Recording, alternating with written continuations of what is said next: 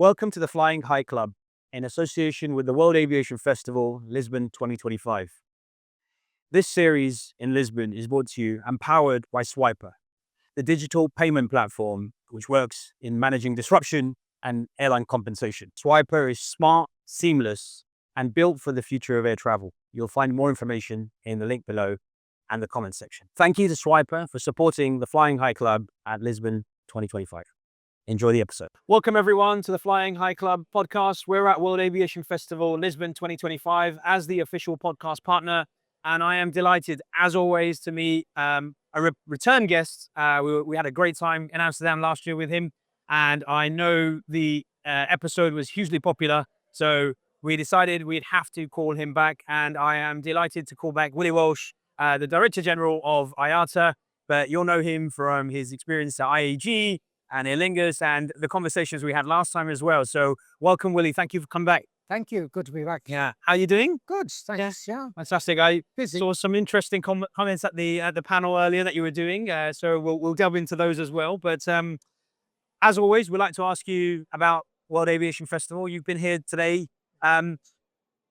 What's jumped out at you when you've been here today?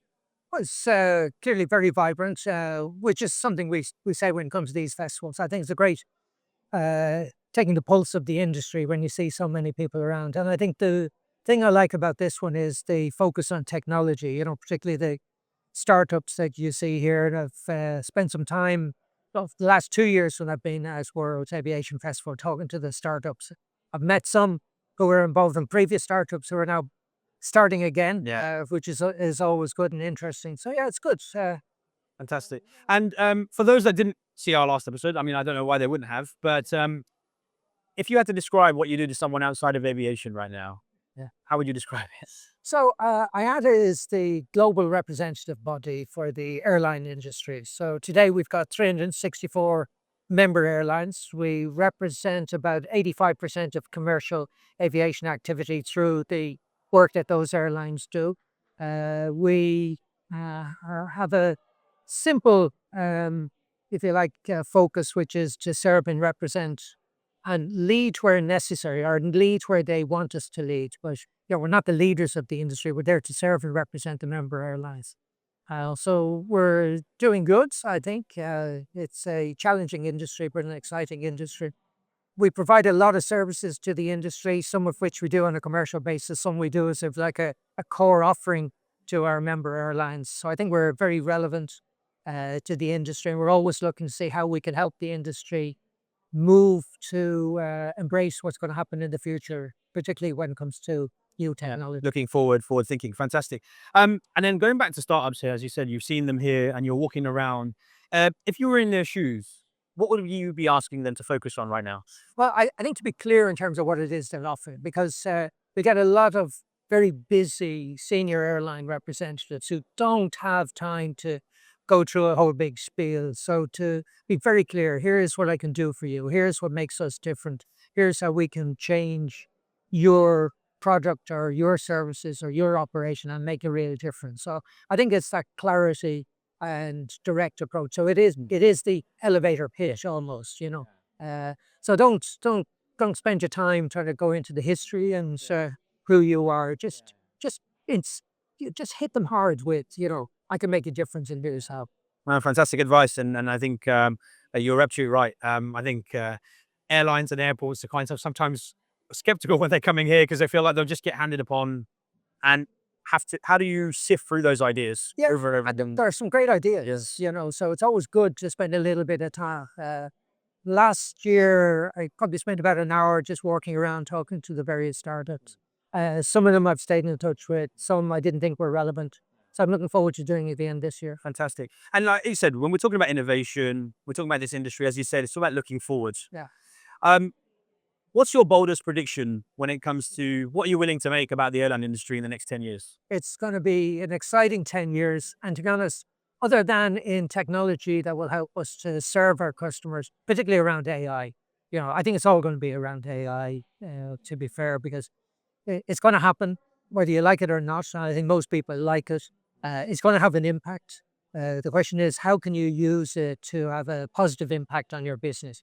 And talking to other airline CEOs, I think they see great opportunities in terms of being able to eliminate some of the customer frustration using AI to respond much more quickly and in a relevant way to the customer. So I think AI is going to be a great opportunity. And I'm looking forward to hearing more and more about that as we go Do forward. you feel it's going to be a differentiator, a competitive edge, or something like we would say the cradle seat at British Airways of turning into the flatbeds? Yeah, I think You know, I don't think it's a sustainable competitive advantage. I think it could be a short-term competitive advantage. Those that embrace it and see the opportunities will benefit from it sooner. But ultimately, we're all going to use it. yeah. So I don't see sustainable Yeah. competitive advantage going forward. Well, we talk about sustainable. We'll kind of move to sustainability. I know that's big on your agenda, and I see a lot of that data IATA pushing out to make sure people are educated around that.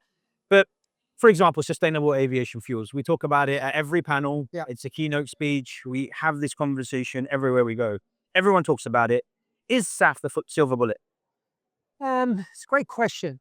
I think based on what we know today, it's the most credible part of the transition to net zero. So is it a silver bullet?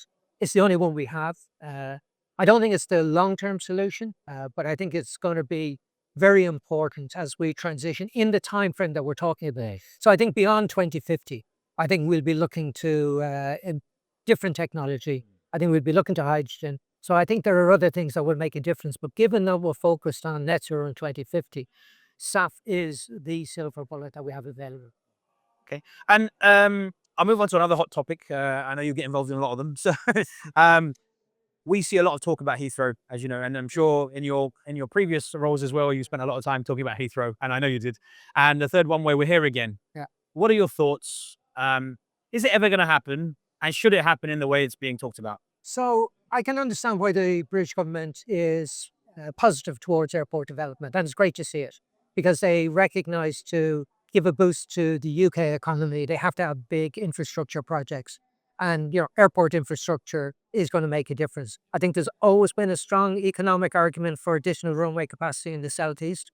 I've personally always believed in expanding Gatwick ahead of expanding Heathrow because I think the costs and environmental impact at Gatwick do differentiate from the issues at expansion from Heathrow. So I think strong economic argument, difficult environmental argument, particularly at Heathrow. And the other case with Heathrow is the cost of expansion at Heathrow, if you allow current Heathrow management to do it, is just ridiculous. It's unaffordable. The impact that that would have on charges at Heathrow and the impact that that would have on the competitiveness of the UK economy are huge, huge negatives. And I don't think either Heathrow or the government fully appreciate that. So Gatwick, I think, is a no-brainer, fully supportive. I think it's great to see the government give the go-ahead there. Looking forward to that. Heathrow, a lot of questions that need to be answered before I would be convinced that you could build a third runway there. Interesting. And I think, and that's really good to see, as you say, from the government, because initially it was the either or. Whereas I think now, Gatwick has got its own place and it's understood that that is required. Yeah. And the speed at which you can move at Gatwick is much faster than at Heathrow. The big issue at Heathrow is it is the most expensive hub airport in the world. Heathrow will argue they're the second most expensive. It's amazing that you'll be proud to be the second most expensive. I would argue they are the most expensive of airports. And the additional costs that would flow through to passenger charges as a result of the program as they have presented it are prohibitive. To be honest, I don't see how airlines could afford it. And we've got to be honest about that. The industry can't afford to absorb a massive cost increase that Heathrow told me about. So again, if there's customers listening to this, people that travel, what does that actually mean in terms of that cost passing over to them if we were to educate them on that? Because as you say, airport charges, it's not something will be a conversation when a passenger looks at buying their flight, right? But well, they'll blame the airline, won't they? Say, these fares are going up and I bet they're making a lot of money and actually the product's not changing on board, etc. But as you say, and there's this hidden cost that they don't maybe fully appreciate. So if you look at profitability, so this year at a global level, we expect the industry to report a net profit of 36 billion US dollars. Big, big figure. It's a margin at 3.7%, which is a tiny figure. Now, if I look at just Europe and use Europe as a proxy for the UK, we're talking about per passenger about £6 per passenger profit. Current airport charges per passenger at Heathrow are about £25 per passenger. The impact of expanding Heathrow is likely to at least double that. So you have an industry that's making about £6 profit per passenger, facing an increase in just one area at one airport of about £25 per passenger. It just doesn't add up. So the industry can't absorb that additional cost. And when people say, oh, your airport charge is not that significant, they're hugely significant when you look at the profitability. So at a global level, we're talking about $7.20 per passenger. So these are huge figures and will have a big impact on ticket prices and a huge challenge for airlines as they try and make sense of a network that now will have by far the most expensive airport charges in the world. When you put it like that, it cries out for regulation. Right? We talk about, I remember last time we were talking about SAF and sustainable, how the government wants to get involved and regulate that. And actually that feels like the opposite thing to do, because actually the industry is being quite proactive in trying to address that. Whereas here is an obvious candidate for regulation. Well, I think we both know they could do more, but what should they be doing, right? Yeah, so we have a regulator in the UK, the CAA, which has a challenging job. The problem is the current regulatory model incentivizes the airport to spend money. So the economic model that exists is based on the regulated asset base, or the regulatory asset base. And the bigger that is, the more money the airports will make. So the incentive for the airport is to spend more money.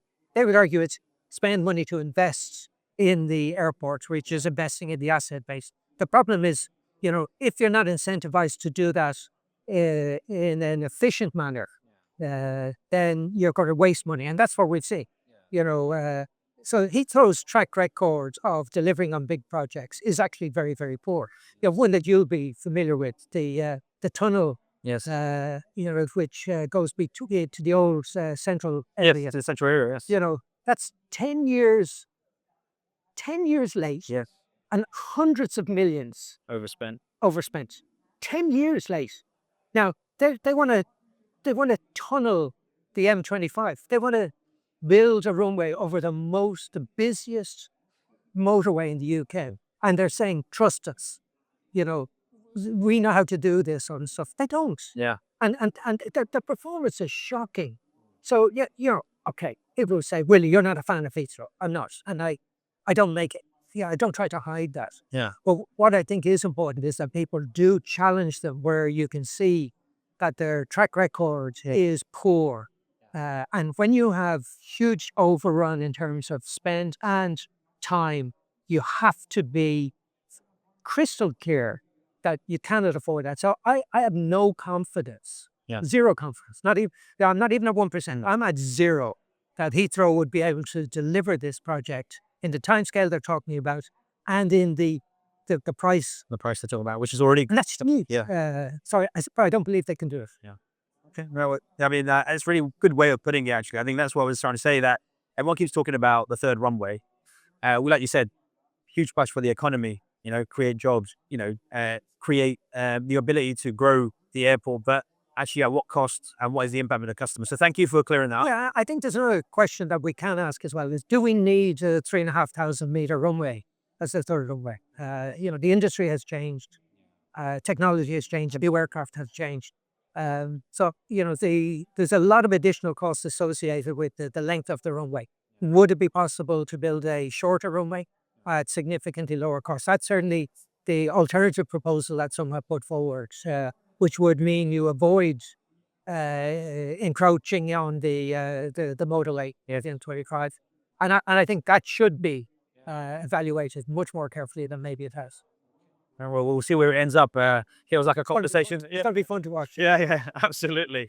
Another thing that we see, and obviously you are part of something like this as well, when it comes to airlines in terms of consolidation, it still seems inevitable. We obviously see big players like IAG seeing Lufthansa needing to consolidate.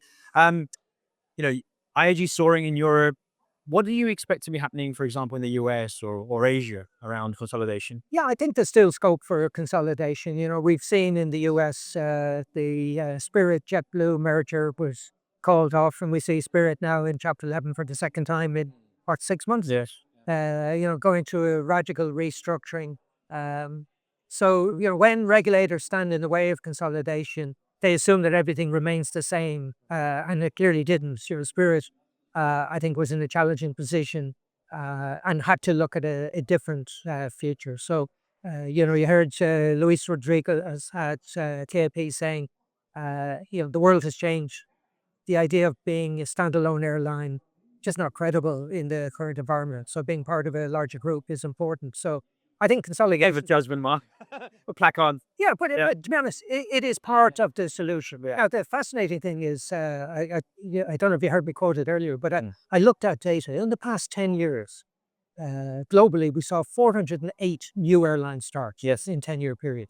In the same period, 420 airlines failed. Yeah. So we're net minus 12 in the 10-year period up to the end of December last year. Mm. It's an extremely challenging industry. People believe it's a rich industry. There are some airlines who are doing very well. But I'll put it another way. So there are 27 EU countries. Yes.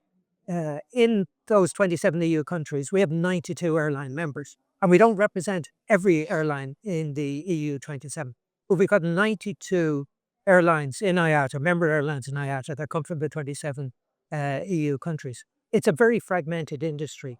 And consolidation is part of the solution to the, if you like, the historical low profitability or non-profitability Yeah. of the industries. I'm very much in favor of it. I think there's scope for further consolidation. But then you'll see the other argument will be, well, isn't that great for customers because it creates the competition? It will help maintain lower prices if your Lufthansa groups or your IAG starts absorbing and consolidating, then they continue to take more of the market. But you're assuming that if there isn't consolidation, all the airlines that are there will continue to be there and offer choice to consumer. The reality is that many of these airlines that are in place aren't going to be able to survive. On their own, they're just not viable.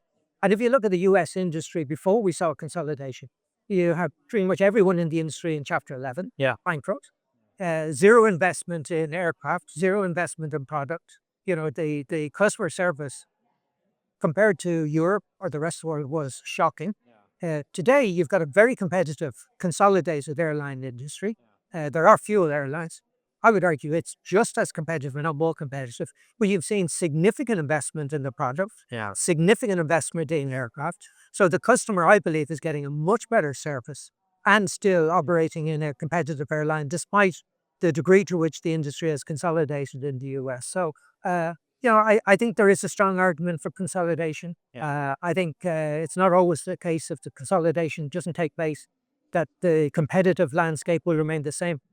Quite honestly, I think that's changing all the time. And there are many examples of airlines that, people wouldn't allow to consolidate that just disappeared. Yeah. Yeah. Yeah. And what happens then? Yeah. So it's a brutally competitive industry. Even where consolidation is taking place, it continues to be brutally. Yes, absolutely. The margins aren't what everyone expects them to be. Yeah. It's still a very low margin industry, 3.7%. And people would always look at the good times. During the tough times, margins are non-existent. Generally negative, to be honest. Okay. And then looking at the other side of that, I want to ask you with your airline CEO hat on, there are still airlines being built. There are still being airlines created.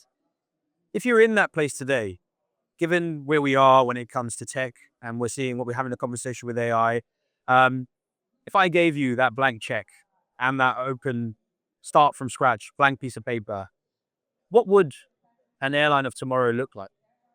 What does it need to Yeah, be? well, you would definitely, from a tech point of view, do things differently. You would future-proof it. And part of the problem the industry faces today, transitioning from where we are to where we need to get to, is a lot of the technology that's embedded in the airline is extremely old. Yes. And extracting ourselves from that, incredibly difficult.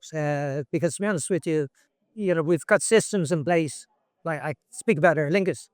back to the 60s. They've an IBM mainframe computer still functioning today, extremely reliable, extremely cheap, but embedded in the core of their operations. BA has technology from the 1980s embedded in the core, and you think, well, we'll just get a new piece of kit and we plug it in.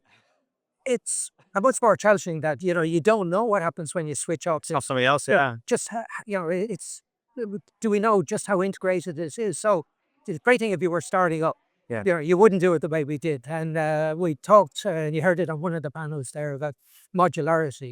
Anything you do to going forward would be modular, so you can extract modules Yeah. and replace them with new suppliers, better suppliers, upgrades, rather than having a single legacy system Absolutely. that becomes incredibly difficult to change. So I think, if you were starting, you'd look at your IT from a completely different point of view.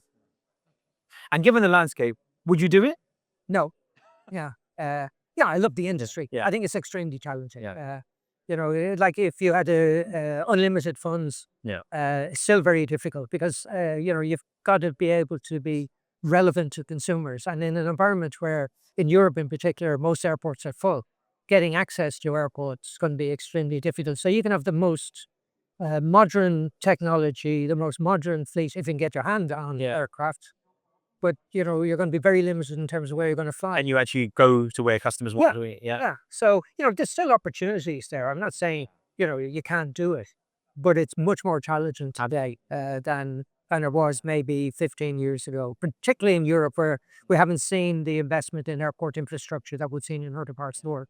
If you're in Asia, India, places like India in particular, where there's been massive investment in airports and expansion in airports, that's great. But if you want to operate from India to Europe, it's very, very challenging. Yeah. Absolutely. Okay. Look, we've talked about actually the difficulty of such an industry in terms of the aviation industry. I guess now in your role, after what you've done, and now you have this kind of overview in what you do. Let me ask you, Willie, if you could snap your fingers and change one thing when it comes to aviation tomorrow, what would it be? Um, I'll be honest, it would be to try and convince regulators to base their decisions on fact rather than anecdote. And what we see continuing today is that a lot of the regulation we face, particularly where it comes to consumer regulation, is anecdotal based rather than fact based.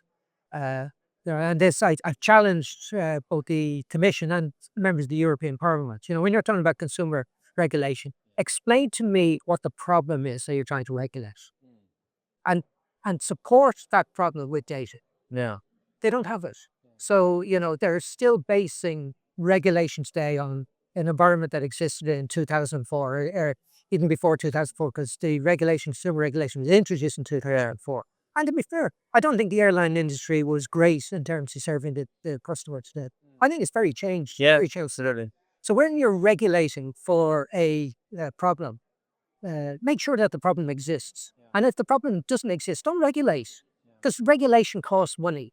And that's what we're seeing. The consumer regulation that's in place in Europe today is costing a lot of money. And ultimately, the consumer is bearing that cost. Yeah. Because the airlines can't afford to absorb it themselves. So, if you introduce consumer regulation, you think it's great for consumers, you have to be honest and say, by the way, this is going to drive up ticket prices as well. They ignore that. In fact, they gloss over that. It's like everything. They tend to say, well, I don't want to say anything negative about this because I want to be popular and positive. Exactly. But, we should be basing decisions on data. We should be basing decisions on evidence of, the problem. And we have so much data available today. Yeah, absolutely. And with AI, the ability to interrogate it. So I would change, I would definitely change that model. And don't build on regulation that exists. The same with, security regulation. It's just layer upon layer upon layer upon layer. So you encountered the problem 20 years ago. Doesn't exist today. We'll carry on building on We're still doing it. Technology has changed. No, we still do it the way we did 20 years ago. Yeah. Now, on this side, we are beginning to see some changes there, and that's great. But we need to see that concept embraced everywhere. If the problem has gone away, don't continue to regulate for a problem that no longer exists. Move on. and address the problems that do exist. You talk about data, and we were just saying about the movement of AI. If you strip it back, where do you think it will actually make a difference in the industry? If you said to me two or three places where you know what today I can see it making a difference. I think that the area that I'm most excited about is the impact that we'll have on customer service, and particularly in sorting problems for the customer. We still encounter challenges in terms for operational air traffic control strikes, airport closures. Yeah. So being able to deal with our customers in an environment like that, utilizing AI to be able to respond quicker and to more customers Yeah. than we do today, based on sort of, if you like, the personal interaction with an agent. So I think that that's going to transform how we interface with customers. I think we're already using it in terms of maintenance. I think it's going to change that again. How we evaluate our operations. I think again, being able to analyze the data more quickly, in real time with AI, I think is going to be fascinating. And then, I think in terms of the traditional uh, black box revenue management, which Yeah. has to be capable of being improved as well. So I think there are a lot of areas, but I think the one that excites me the most is how we're going to be able to serve customers better. Which is great because then actually customers can see the benefit. Yeah, And yeah, yeah, actually, yeah. and our people, will be able to see the benefits, because there's nothing worse than what it's like. Something completely outside of your control. So you get a power failure at Heathrow, the airport shuts down. You've got tens of thousands of passengers turning up at the airport, but they're not able to travel that day. The vast majority still want to travel. You have to try and accommodate them. And you know what it's like. If you have to deal with each of those passengers on an individual basis. Yeah. So being able to use AI, who can identify the opportunities, the options for travel, the desires of the customer, to facilitate that. To make that conversation easier, to actually give solutions. And remove the stress for both the poor person having to serve the customer and the customer, who are both incredibly stressed in an environment like that.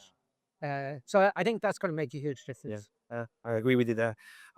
So we're going to move on to what we call the flight path now. Just talking about yourself again. And well, one of the concerns now, as you've seen recently, is the cyber attacks we've seen with Collison's. What's your view? Is this something that, again, with the evolution of AI, we're getting more integrated with things we're not maybe so aware of? Uh, what should airlines and airports be doing in this space? It's a huge problem, and it will continue to be. And you can be the best in the world at defending yourself.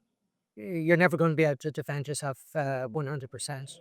So we're just going to have to continue to be vigilant. We're going to have to change. We're going to have to share ideas. We're going to have to be open with everyone around the problems, because the challenge an airport faces today will be a challenge for an airport tomorrow. Yeah. Same for an airline. Everybody's facing these threats and challenges, and the people who are looking to damage us are spending much more time at it than we can spend trying to defend it. So it's a permanent feature of the industry, and we've just got to work as hard as possible.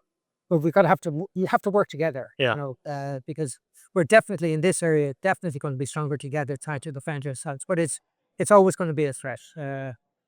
And if people say to me, if anybody said to me, I'm 100% protected, I know they're not. Yeah. So we just got to be honest with ourselves that this is a real time challenge, and going to be even greater going forward. I say it's a different type of threat, but it's like you said, what we had maybe 20 years ago when you think about liquids and things like this on board. Now it's pretty scary, and as you say, it's always evolving. Yeah. They're looking for their ways. Yes. It's changing all the time. So we've got to change with it, and it's a classic case of if the challenge changes, you have to change. If you're sort of saying, well, this is what it was like 20 years ago, so I'm going to protect myself against the threats that I saw 20 years ago, you're out of business. So it's really, really hard work. Okay. All right. Like I said, going to the flight path, I want to talk to you about your leadership and calls you've had to make. What's the hardest leadership call you've ever had to make that shapes the way you are today? Well, it's no question about it. It was the restructuring I had to do at Aer Lingus back in 2001 after the tragic events of 9/11, because we were a good little airline doing reasonably well. facing challenges that then faced potential extinction. And that was really the case. You know, if we didn't respond quickly and, you know, some people say brutally to the challenge we faced, we would have been out of business. So you know, we lost 1/3 of the employees. I've always argued we saved 2/3 because if we didn't take the measures we took, we would have been, no question, we would have been out of business. It was very, very tough. You know, these are friends, colleagues that, you know, I had to let go, and I had to let go in a very short period of time. But you know, I learned a lot of lessons from that, particularly, you know, the lesson that I think everybody should learn from the crisis is you got to face up to it as quickly as possible. Yeah. I've never seen a crisis disappear. Yeah. You know, I've never seen a challenge that gets smaller. All the challenges get bigger. You know, so the sooner you face up to it, the better. Yeah. And you know, time is something that's incredibly valuable. And when you're in a crisis, you don't have time, so you're forced into making decisions much quicker. So the sooner you address problems, challenges, the better. Get rid of them, you know. Yeah. I always, the analogy I use is you're juggling balls. You're always going to have some balls in the air. You know, when it gets to a crisis like that, you're now trying to juggle 12 of them. You know, impossible. Yeah. And some of them will start falling. Yeah. So you've got to try and take some of these out. You know, remove the problem. The sooner you do it. So respond quickly, respond decisively, and make sure that, you know, you're not letting all of these problems build up into a huge, massive crisis. Yeah, agreed. Okay. We asked actually as we built up for this podcast about questions people might want you to answer, and one of them we got was asking about if there's one thing in this industry that, hopefully not now because you've done your bit in that sense, you're now looking at an industry level, but if there's one thing that keeps you up at night when it comes to this industry and thinking about it, what is that? Yeah, so for me, I have to be honest. You know, I can sleep at night now. I can You deserve it. I can turn my mobile phone off. You know, when you're an airline CEO, it is 24/7. It's 365 days of the year, and you're all the time, you know, available in case there is an event. Typically, these events are outside of your control. Yeah. But you have to be available. And if I was an airline CEO, I would continue to be worried about the integrity of the operation, particularly given the changing geopolitical environment that we're operating in. You know, so you know we've seen how that impacts on our industry. Yes. You know, things can change very, very quickly. Absolutely. And, you know, we've got to be able to respond to that very quickly. So the threats that our industry faces are increasing. And as an airline CEO, you have to be alive to these threats and ready to respond as quickly as possible, which means you have to be available the whole time. So airline CEOs don't sleep well. And I speak from experience. Yeah. You know, Well, it kind of answered. and Yeah. it's not just the CEOs, you know, senior executives in an airline industry. If you want to have a quiet life, you know, you maybe have heard Luis talk about it earlier. If you want 9 to 5, you know, don't try to be an airline executive because it's not a 9 to 5 job. Absolutely. It's a fantastic job. It's an exciting job. It's a challenging job. But there will be moments where, you know, it's incredibly stressful. Absolutely. And, you know, the phone ringing at 3 o'clock in the morning, you know, it's not somebody ringing you to say, you know, about great news. Yeah. It's always somebody ringing you to say, yeah, we have a problem. And they're horrible phone calls to get. Well, you kind of answered my next question as well, because what would be your advice to CEOs facing those turbulent times, you know, the ones that you faced, whether it's at Aer Lingus or when you're at British Airways, you know? And I think you said there about making sure you're available, making sure that you understand what you signed up for. Exactly. Well, and that's it. You know, go into this with your eyes open. You know, go into it knowing that these are the challenges you're going to face. And I think most senior executives that I know in the industry do it because they are resilient individuals. They, you know, I'm not saying they enjoy operating in an environment like that, but they're prepared to operate in an environment like that. To be honest, don't do it if you enjoy it. Otherwise you're looking for. Because don't, you know, don't start the fires. You know, put out the fires. But yeah, you know, if you want an exciting, challenging, stimulating, rewarding job, it's a great industry. And if I'm thinking about a 30-year-old stepping into these senior leadership or senior exec roles for the first time, what would your advice be to them? develop your own leadership style. I think it's very important that you feel comfortable with your style of leadership. And leadership for me is, you've got to be prepared for good times and bad times. You've got to be accessible. You've got to be open. You've got to be honest. You've got to talk to your people.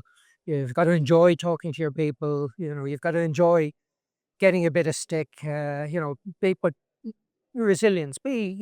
Build up resilience, but develop your own style. Very, very important. Because I've always said, when you come under stress, and you will come under stress, you will revert to your natural style. Yeah. So therefore, build your leadership Based on that. around your natural style. Take on board good things that you see from others. Try and avoid mistakes that other people make, but be yourself. Yeah. No, really, really powerful. Eh, Now, like you said, going from airline CEO to group airline CEO to now doing the role you're doing as with IATA. You're now effectively running a whole industry in terms of advocacy and in terms of making sure that their voice is heard. What caught you off? I would say off guard in the first few months when you took that role, because, like you said, you've described what an airline CEO does and what you're doing here. No, I think I was fortunate in that I had spent time on the board of IATA, so I understood how IATA functions. Yes. And before I took the IATA role, I just left IAG, so I was conscious of all of the challenges that the industry was facing, particularly through COVID. So I think I was very much up to speed, because the issue that the industry faced was COVID and the recovery. Yes. And I'd been dealing with the first stages of that at IAG before handing over to Luis. Yes. I don't think there was anything in particular that caught me off guard. And the things that may surprise you are the internal issues, understanding the culture of the organization and how it functions, and getting to know the people that are working with you, and, being able to depend on the people, which is when you leave one role, you're leaving an environment where you know everybody, Yeah. you know the team, Absolutely.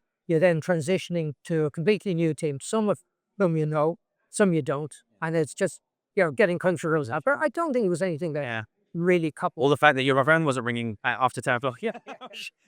Might have been a bit weird. I've got to say, I didn't switch it off, because, it takes a long time to transition to being comfortable to actually put your phone on. 100%. I'm very comfortable now, Yeah. But for the first probably 12 months, I was still leaving it, switched on beside my bed just in case. But when I realized that nobody was phoning, I thought, if nobody's phoning, that's okay. I can put it on silent. Absolutely.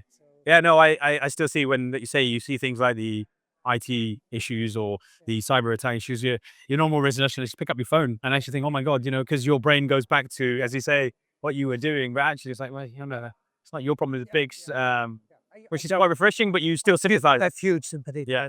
When I say I'm very frustrated, and I am there to try and again stand up for the airlines, where often it isn't their mistake. It isn't their problem. It's been caused by somebody else. Yeah. So to be a voice out there who is trying to sort of balance the often the criticism the airline will get, because the customer sees the airline. Yeah. It's not really good enough for the customer to know that actually it was the airport that caused the problem. Yeah. They want to get on a flight. Yeah. And they want you to get them on a flight. The fact that the airport is shut is, sorry, that's your problem. I'm at the server, it's not mine. So I think that is important for IATA to be able to stand up and defend the airline, when obviously the airline may not want to, be as vocal about those issues. So Makes sense. Okay, great. Look, we're finally getting to the end of the podcast for you, so I know you've got to get away as well, but thank you so much. We have the quick fire round, as you know. We've had to adapt it because you're back now, so we don't want the same questions, so we've tried to change it up a little. As you know, I'll ask you some quick questions and just looking for one-word answers where possible. We'll start with middle seat or back row, which is worse? middle seat. Okay. Best airline for food, in your opinion, from what you've experienced? Qatar. Okay. Favorite airport outside of Europe? Outside of Europe, Dubai. In Europe? Geneva. Okay. Pilot for a day or run an airport for a week? Oh, run an airport for a week. Longest flight you've taken as a passenger? Well, probably Tokyo to Vancouver, maybe. No, maybe not. Probably, okay, yeah, 12, 13 hours is the longest I've done. Yeah. Okay. One person you'd love to fly long haul with. Funny enough, I was just thinking about this. I had a great long haul flight from Madrid to Santiago with a guy called Javier de Urala, who used to be the chairman and CEO at Iberia. I'm going back 25 years ago. We spent the whole flight talking about the industry, economics, politics, history. Yeah. It was fascinating. I'd love to sit down with somebody like him. Again, I'd love to do that. It seems like it just doesn't leave you, Willie. Right? The aviation is there, deep rooted in your blood. Yeah. Yeah, fantastic. And then one fun fact people wouldn't know about you. I'm a brilliant footballer. I've heard about your kick-ups in the CEO offices. You know, I'm still playing football, so I love it. So I play football every Tuesday evening. Obviously missed it this week, but we took the team from Geneva to Madrid to play our Madrid office. fantastic. 2-2 draw. Yeah, Fair result, great game, yeah, and a great time after the match. Beers and tapas with both of the teams. fantastic. Yeah, great fun. Fantastic. Great. Well, look, that brings the end of the quickfire round. Thank you. And that brings us to the landing of the podcast. So, again, it's always a honor and a pleasure to have you on board. And you're always very humble. You're always very gracious with your time. So, we really, really appreciate that. I cannot tell you about the comments I get personally about being able to get you on. When I walk through some of the headquarters in my other roles and stuff what I'm doing, people are always saying, "Oh, you managed to speak to Willie, or did you ask him this? Next time, could you ask him this?" So I think, I'm sure you are aware of the influence you have, and I hopefully you appreciate that. People love to hear from you, so please continue to do this. We'd love to have you on anytime we can get you on, especially talking about what's going on in the industry, and so obviously for ourselves, You're just too generous. No, no. I'll do it the next time. No, we're going to make sure. We're going to make sure. Got to be our long-standing guests. So, just to wrap up, if there's one thing you'd like viewers to take away from this conversation, what would that one thing be? Just it's a great industry. I love it. I still think we're at a period where the future is going to be more exciting. It's going to be a great time to be in the airline industry. And if you want a challenge, we're the best industry in the world for us. You learn so much, and everything you learn, you can take with you to somewhere else if you want to lead the industry. But it's a fantastic industry to be in. Fantastic. Well, we heard it from the man himself. There's no bigger advert for the industry than Willie Walsh. So that brings us to the end. Thank you so much for your time. As we say, we keep bringing them to you, the biggest guests, the key people within the industry, and sharing their valuable insights and knowledge. So keep subscribing to the channel. Make sure you're liking these posts so that we can continue to convince them to come along and chat to us. So thank you very much. That's the Flying High Club signing out. Keep flying high. Thank you to Swiper for supporting the Flying High Club at Lisbon 2025.